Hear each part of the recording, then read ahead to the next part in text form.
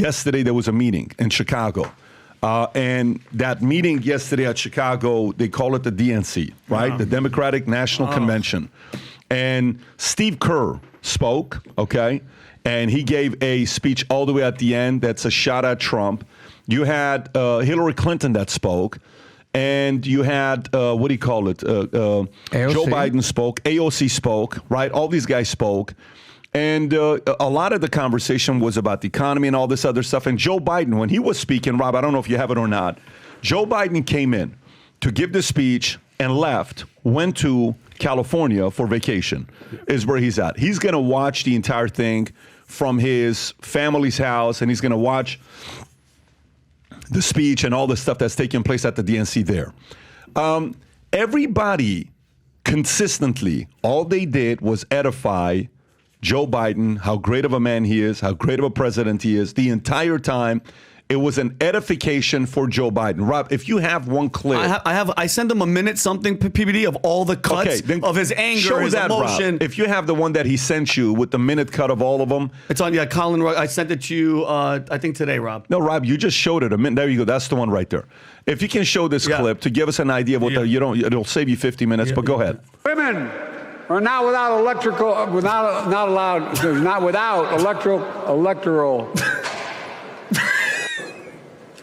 Border encounters have dropped over 50%. Lie. In fact, there are fewer border crossings today than when Donald Trump left office. That's lie number one. Donald Trump said, and I quote, "There are very fine people on both sides."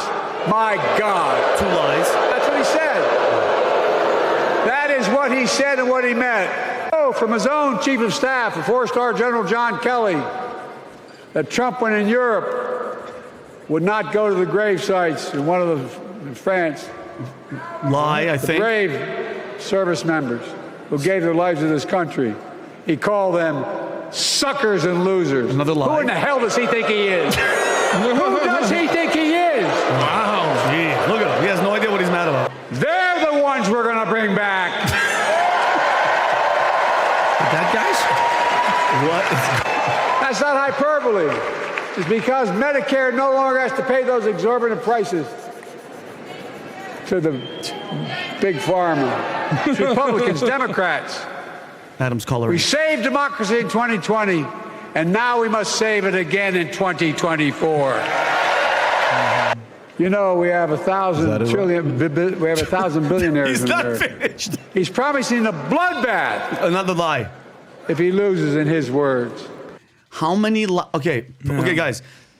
Lie after lie. But let's just be honest, Beauty. He spoke on the first day of the Democratic National Convention. The sitting president spoke on the first night. That is the most humiliating thing. You don't let that guy talk first. I mean, I know why they're doing it, but you nailed it, PBD. Right when it was done, he got on a plane and got on Air Force One, flew to California for another vacation, which now this is going to make, if he stays till Sunday, 366 days in 4 years that he's been on vacation. That's like 41% of his entire presidency has been on vacation. And then everybody wonders why the country is in the position that we're in, okay? And like, by the way, just a quick glimpse, PBD, the DNC, people were wearing masks by the thousands, people outside. That tells you exactly what you need to know about these people.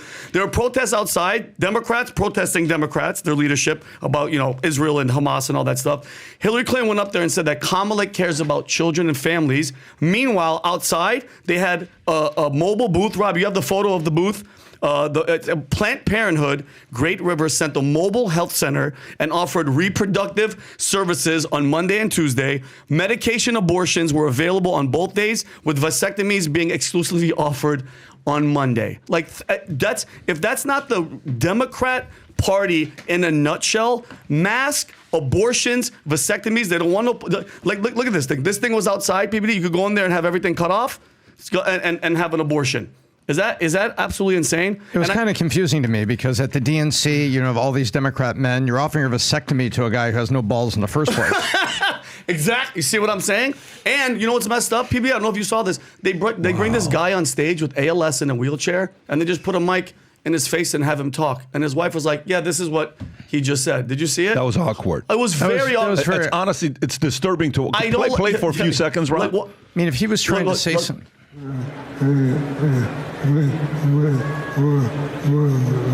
In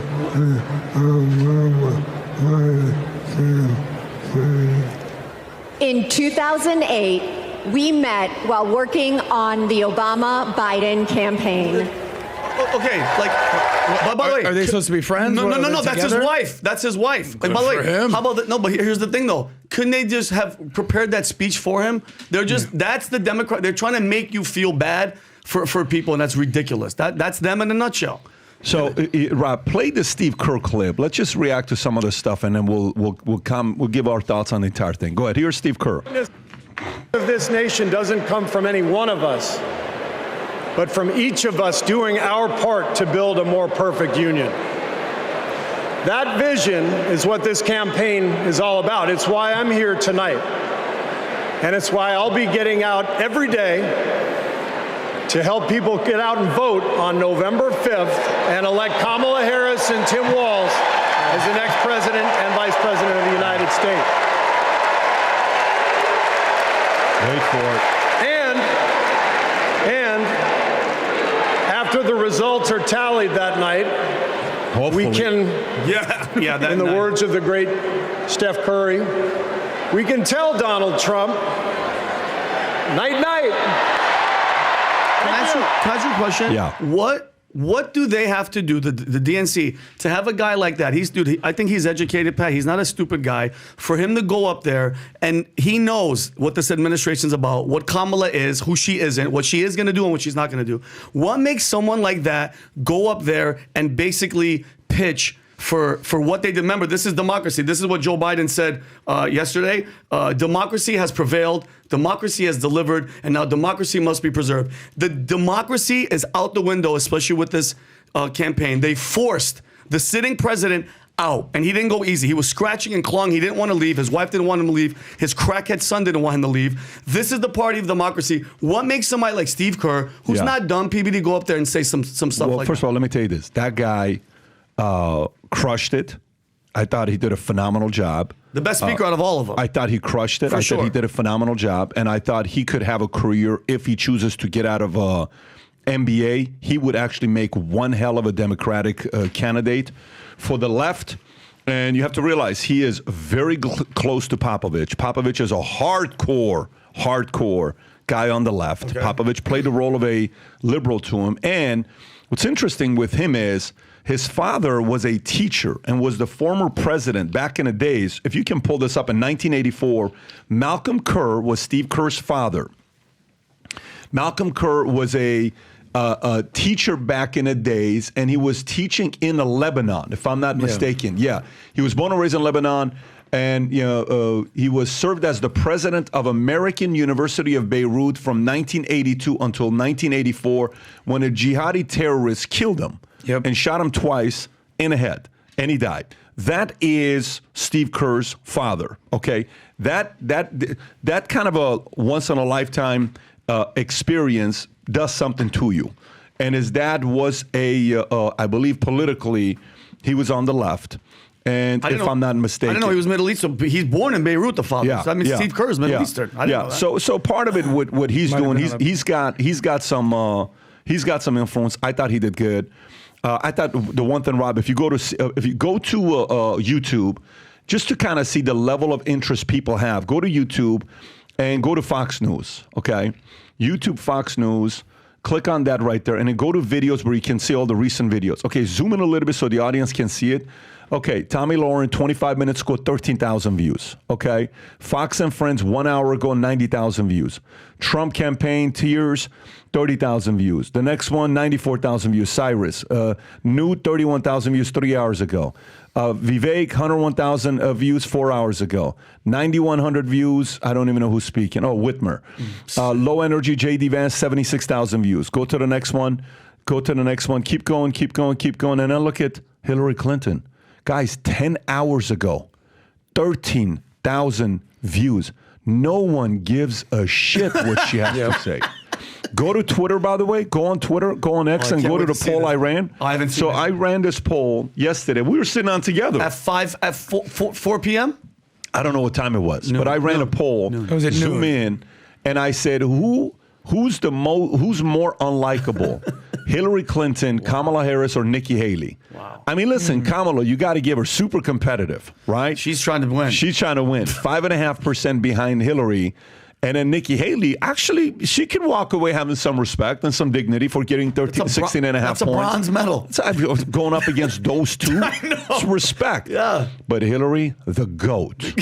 Hands down the GOAT for the most unlikable candidate in the history of mankind ever. No, seriously, I'm not. Especially She's in the political unlikable. world. Big time. Yep. She's unlikable. I So actually thought Kamala was going to come in first place there. But Yeah. it's not. It's only 6%. Like it's not like she's that far it's back. not within the margin of error, though. Yeah, It's you give her. Hillary. Trust me. Hillary You give her wins. 4 years as a president, she will completely surpass Hillary Clinton. Yeah. Trust me. I will say this about Hillary. As far as likability goes, I can understand that. As far as credibility goes, as far as resume, forget about who you like or don't like. Oh, yeah. Hillary Clinton is way Big time. more established. Letting way more soldiers die in Benghazi. Yeah, I mean, her resume is huge. Well, every president her server has- in the basement, her illegal activities, the deaths, and her. Vinny, you can say all that, but Hillary did actually do something. No, I agree. Right? She was a senator. She Yeah. was a Secretary of State. And when you compare that to Kamala Harris, who inherited a Senate seat that was manipulated for her in California, and as a junior senator gets called up to the major leagues after she completely fumbles a political campaign to be president, and suddenly she finds herself drafted to be VP, what does her resume look like? No, I agree. I agree 100%. But when people talk about the resume, actually look at Hillary's resume. Yes, she knows how to do the job, but what did she do at the job? That's the problem. go back to the DNC. She was a true believer in healthcare reform. Listen, Look, I'm not going to ever vote for her ever. Yeah. And you can go down the negatives on Hillary. But what I'm saying is you look at the political resume of somebody who's No, actually done listen. something in the arena. Yeah. Oh, no, big time. Tom, And this outfit. Good Lord. as You're talking Hillary- a kindergartner and an And by the way, that outfit, I'm telling you guys right now, nothing turns me on more than like a couch gutted and you just put the couch cover on her. That is hot. I don't know what you think is hot, Rob. Listen, I don't know if you guys just saw what just happened the last 1 minute. Vinny unified Adam and Tom. Vinny brought Adam and Tom together Together, over didn't the I? issue of Hillary Isn't that Clinton. And awesome? Tom is officially the spokesperson of Hillary on this podcast. Right? Moving forward, Tom's a spokesperson when it comes down to this. But let's go back to the DNC. So think about dynamics. Yeah. To me, it's all about dynamics. I've ran a lot of events over the years, and the events when you run, and it's always where you know the sensitive issues. This guy doesn't get along with that guy. Yeah. That guy did this. They're going through this. They were the best last year, but they're the lowest this year. It was all about them. But there was some moments at this event where, one guy's like, well, last year I saw this person's face. They were so angry because they didn't win MVP. I'm like, they're not winning it again this year. It was such an awkward thing. Yeah. But think, you're Obama. Okay, first go from the Obama's lens. Okay. Obamas are sitting there having to hear people compare Kamala to Obama. Crazy. Do you know what that does to Obama? Do you know Obama is sitting there saying, shut the, that's what Obama's saying internally, right? the hell up. Yeah. Then that's what, is this Pritzker saying that? Yes. Play this clip real quick, Rob. To nominate somebody who is the most experienced person for the job, Kamala Harris, and is going to make history. The first woman president, the first African-American president, the first She's not AAPI president. And I think someone with her perspective and life experience being in the Oval Office is going to uplift the entire country. It's honestly, I don't think we've seen anything like this in my lifetime. Maybe Barack Obama getting elected, which was an amazing thing, by the too. way, you have to, by the way, so that right there. No. Go back again and let him do it again. Maybe. Let him do it again. Watch this. Go press that play. Press play.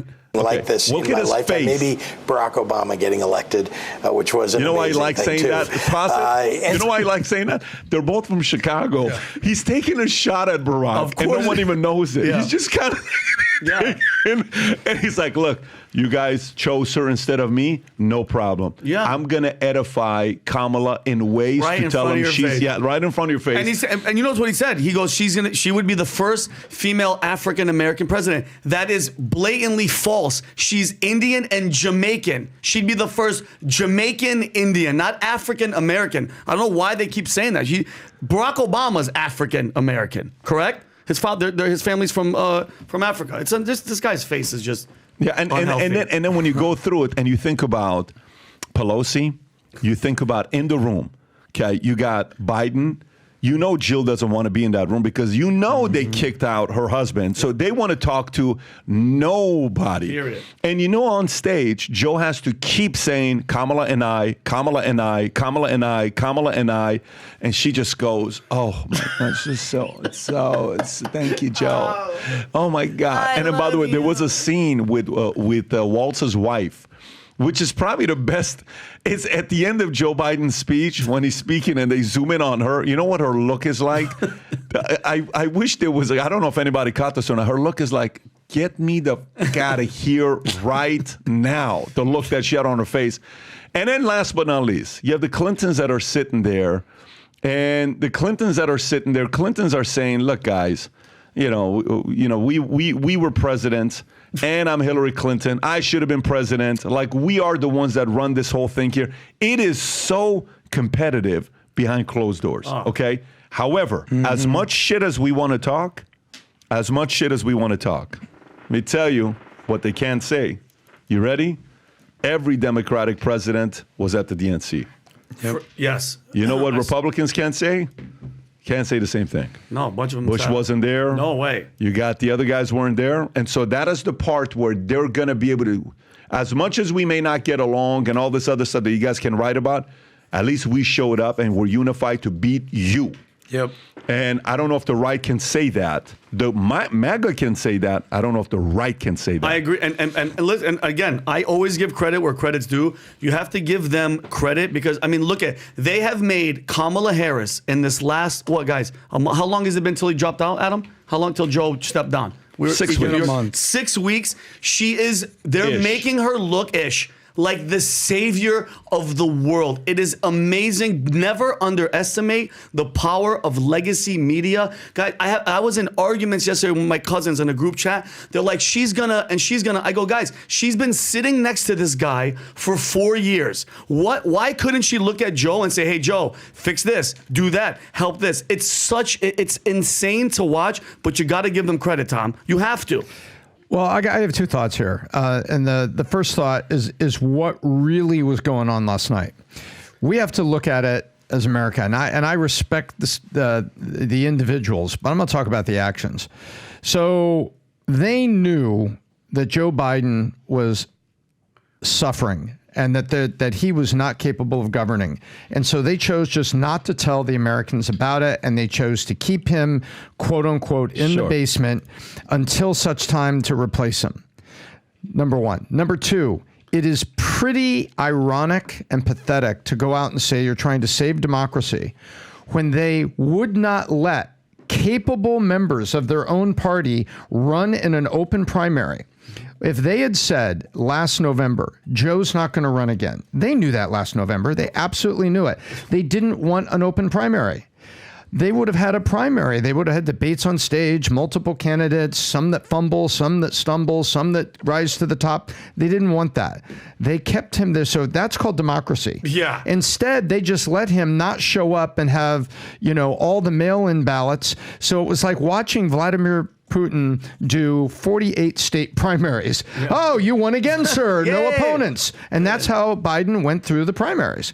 Well, that happens, and then they come back and say they're defending democracy when they basically hand select Kamala when they had no other choices because they can't not select the vice president. If she's good enough for a heartbeat from the presidency, why isn't she good enough to run for president? Yeah. And so I felt like... Very good point. Yeah. It felt like this was... Great strategy, though, Tom. It was say a fantastic strategy. Great strategy to not have a primary. And by the way, the strategy worked, but that's my first point. The strategy worked, and that's what they did. And they're not defenders of democracy. They found a strategy around it. And the rest of last night was basically glossing over the coup. And you could see it in the eyes of the other people. You could see it there. And remember, I have a third point. Obama was the last one to endorse, and there were leaks that came out, including a comment by Carville that he held his tongue and he kind of pulled it back in. That said, I know that Barack was not exactly supposed. Well, let me say this again. My understanding is that he was the. It took him a while to get there. Yeah. Remember, Carville pulled it back in. What he was about to say was that Obama was not in favor of the pick. Yeah, and you know what this reminded me of? You guys remember when they cheated Bernie Sanders and the camera goes to Bernie? The South Carolina switch. Exactly, and I just felt that vibe. And you know what I've been hearing, PBD? The rumors that I've been hearing is that if for some reason Joe Biden can't continue and he steps down or whatever happens, right? I can't do it. They vote against. She becomes the first Jamaican Indian president. That would help her out so much because you'll never get rid of a female first-time president if she's actually sitting in office. Did you hear about that, Tom? Well, it's called the incumbency effect, and the incumbency effect they say is worth, at least 4 points in this current election. The incumbency effect that if she was president, then she would be able to say, although she doesn't have much time to say. She goes on an international trip. She appears. She does a speech in front of Congress. She appears presidential, and that's good for about 4 points. And that's a great see tactic. How that works? Yeah, if you want to talk about tactics, he's on. Great point. He's in vacation in California. Who knows? He falls, gets bitten by a shark. Well, fully agree with what PBD had to say about being unified in public. But don't look now at Brace for Impact. Kamala Harris is now the favorite to become the president of the United States. The full-on favorite. I'm sure you can find the odds on Vegas. And that's what I track. And to me, that is shocking. Because if we just go back a month in time, when Biden completely stumbled, the odds were maybe 55-45 Trump. The odds skyrocketed towards Trump, almost towards 70%. We were not sure what was happening with the Democratic Party. And, I compared it to them basically hitting the iceberg on the Titanic. If you told me a month ago, after Trump got shot, after Biden's failure to even communicate, after having zero clue who's going to be the president, that a month later, the Democrats would be favored to win the election, I'd say, get the hell out of here. That is insane. But that's exactly what's going on. So we can mock people. We could basically state your case. I'm with you. But unless you're convincing those independents, you're just screaming into the wind. So hold on, Vin. Yeah. So in my opinion, they're only making things worse by, look, I've said loudly and proudly, there's no way I'm voting for Kamala. I'm either going with Trump or RFK. And if it's not a wasted vote on RFK, I'm going with Trump. This is the whole conversation of being red-pilled and blue-pilled. But nobody does a better job of basically putting all the drama in the past and just coalescing around a candidate. There was a head coach for the New York Jets. I know you're a Giants guy. Mm-hmm. Do you remember there was a coach for the New York Jets? His name was Herm Edwards. Of course. Remember Herm? Yeah. His most famous speech was the win speech. And he basically said, you play to win the game. It doesn't matter what you do. They don't remember what happened in the game. They remember the final score on the scoreboard. You play to win the game. And what the Democrats are doing is they're putting lipstick on a pig. They're parading out Kamala as if she deserves to be this nominee. By the way, her approval ratings, if you want to just look at her approval ratings, they were July 4th, minus 17, less than Trump. Right now, they're minus 2, her approval rating. Trump held steady at basically 9 or 10. So we could criticize and make fun of the DNC all you want, but every single person, whether it's Barack Obama, whether it's Clinton, whether it's Hillary Clinton, whether it's Pelosi, Bernie Sanders, AO-freaking-C shows up and gives their speech. At the RNC, which I think they had a great RNC, I think they were completely aligned. There was no George Bush. There was no Jeb Bush. There was no people that basically were the rhinos or the Lincoln Project people. They don't want them there. The Cheneys of the world. So if you ask yourself, how the hell do these absolute buffoons who stand for nothing beat the Republicans, who I can argue stand for a lot more for where America's concerned? Because they don't care. They have 3 letters that they care about, and that's WIN, and they're playing to win the game despite how horribly they should lose. Today is August 20th. For those of you that are competing for the Minnect contest, Rob, if you can go to it, this is officially the last opportunity, last 2 weeks to compete for the Minnect contest. If you can go lower right now, the leagues for different levels that we have, the expert, Caleb Altmaier is officially first place. I believe he's a pastor, really nice guy. Talked to him a few times. Yeah, he's awesome. Bryce Mitchell, UFC, had a blast having him on. Alexander Lorenzo, their top three. And then you got Patrick Williams, Nicholas Irving, what do you call it, sniper, and then a bunch of other guys. They're in the top 10. Ivan Raikkonen with 26. Yeah, I got 26. I That's love right. it. Keep going.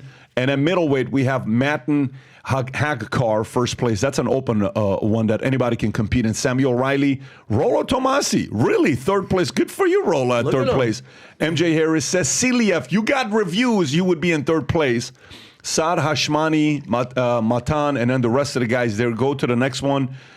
This is heavyweight. Dennis Panev, good for you. Candace Owens coming up. Look at that. Candace Owens, second place. Dustin Gotkovsky, third. Calvin Ing competing. By the way, Dustin, Calvin, and who else is the third one? Dustin, Calvin, and one other. They're competing on Dennis. They're competing to see who's going to be the first to do 1,000 Minnects. It's a super close race. Dennis may actually beat Dustin, but we'll see. Is that Rob Gargulo? Rob Gargulo. And by the way, do me a favor, Rob. Put up your QR code real quick. Folks, if you love Rob, truly, if you love Rob, send him a Minnect and wish him a happy birthday. Yes. It was just his birthday. Rob Gargulo, the man, had a birthday right there. Shoot him a Minnect. Give him some love. And Pat, by the way, they're not going to get Vivek Ramaswamy. I don't know why the hell he has Vivek's picture. That's false advertising. You're just going to get Rob. Which one's Rob? Rob's the little guy on the right. Yeah. With the beautiful tie. The beard? Yes. Okay, the brown guy's been... Okay, got it. That's a guy named Vivek Ramaswamy. Okay, go back to it, Rob. Let's see what else we got. Beasts.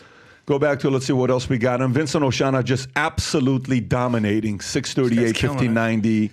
And then go to the next one. Go to the next one. Go to the next one. Matt Cook at the top. Mark. Good for you. Mark Cook, 56. Australia, right? That's right. I've spoken to him 15 minutes before. Reese Queen, Brand Smith, and you got a bunch of other guys there. And then let's go to the last one. You got existing. Chris Magavero, User Zero, Rachel Cox, and Caleb's even on there. You know who else is on there asking the most Minnect? Go a little lower, go a little lower. Look, oh, man, that's a lot of good people on that list. Look at that. So the winners will be going to have a private meeting with me at the Vol Conference, and the winners will get a chance to meet The Rock and take a picture with them. So download Minnect and start asking questions. There's a lot of good things going on right now with Minnect app. So if you like this clip and you want to watch another one, click right here. And if you want to watch the entire podcast, click right here.